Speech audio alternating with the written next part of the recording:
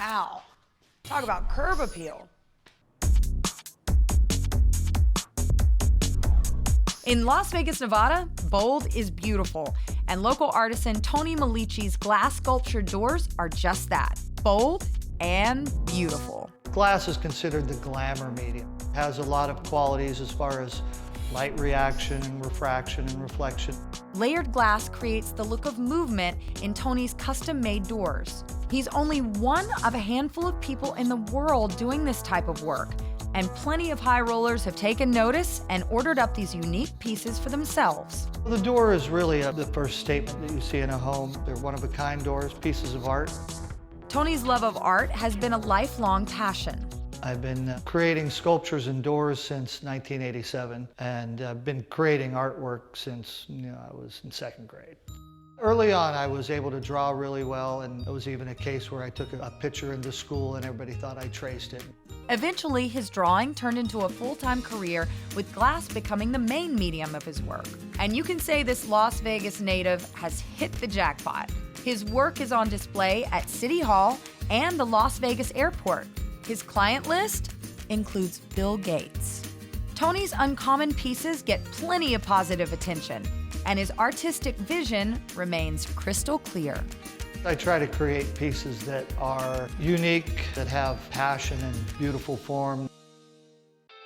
To start a piece, you just draw something like this? This piece started with a concept drawing. I was trying to create a feminine feel of a woman's figure, more or less. The curved lines from this drawing then comes to life on the glass. By the way, Tony is freehanding these shapes. He uses low lead glass because of its clarity. Then Tony scores it with a running tool that has a carbide head. A hand clamp applies pressure to the glass so it separates evenly. There we go. Look at that. Didn't even break.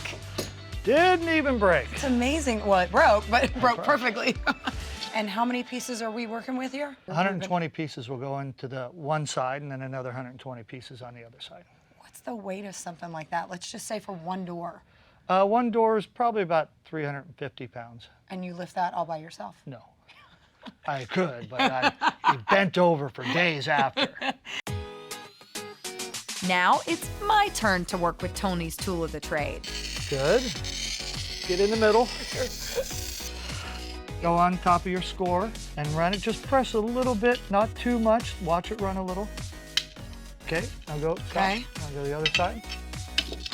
Nice. Wow! Wow, very good. Using hand cutters, Tony sculpts the newly cut glass into a rough edge. So I'm basically trying to whittle the glass. There's a sharp edge that you can grab, and there's an edge that's kind of flared down, but you want to be able to catch it and pull it apart. Why do you want the edges rough? It refracts the light, so when the light comes through here, it'll break up the light, refract it in a whole bunch of different ways, so you get a real texture to the door. So you do this by hand with 120 of these? Times two. Each piece has two sides. Times two. Now just kind of grab it, Okay, whittle, I'm afraid. keep going.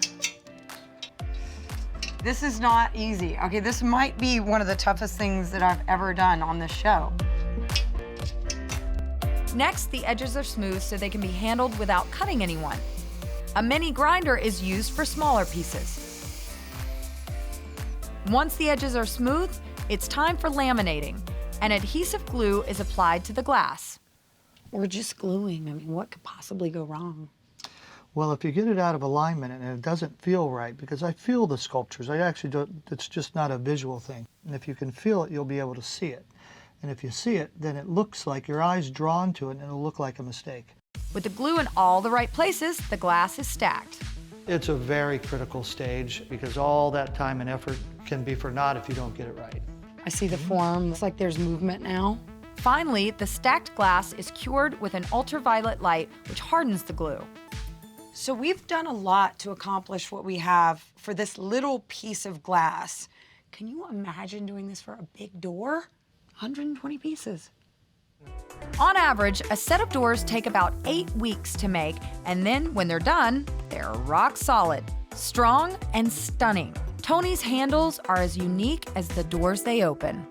I think of glass and I think, oh, it's really fragile, so I don't know if I'd want a door made of it. Well, in certain stages, as we're building it, it's fragile along the way, and once we laminate it, it's very, very strong. The laminations are probably almost 10 times the strength of the actual glass in some cases, so Oh, wow. I could probably stand on that door handle. The lamination is so strong. The handle starts with glass circles. A bunch of these stacked onto each other are going to look like this eventually, after a lot of work. This is a circle cutter. We have it set up to where we score it. And we'll cut a couple of them real quick. Now, I like that. So I'll score it again like this, like this, like this, and we'll take running tools.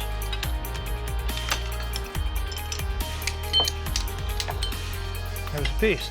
Once the circles are cut, Tony sculpts the edges with his hand cutters so that they will better reflect the light once they're installed. Now we're going to show you how we turn this guy into this guy. On the large diamond saw, Tony cuts the material down to a more manageable size. This is what Tony calls furnace glass. It's glass that has been heated and then cooled and broken into chunks. So I mark it, then I see what I need to take off.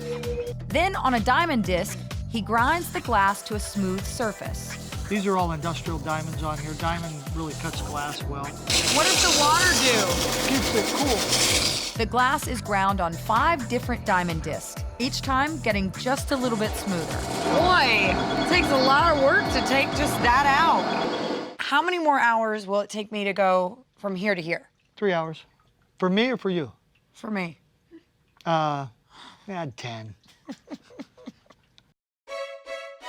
Tony's doors run from $7,000 to $50,000, depending on the detail. But for Tony, it's not about the bottom line. You know, I don't look at it as work. I look at it as a passion. They're all pieces of art to me. My heart and passion goes into every single one of them. What a great example of someone taking a really old material like glass and turning it into something really useful.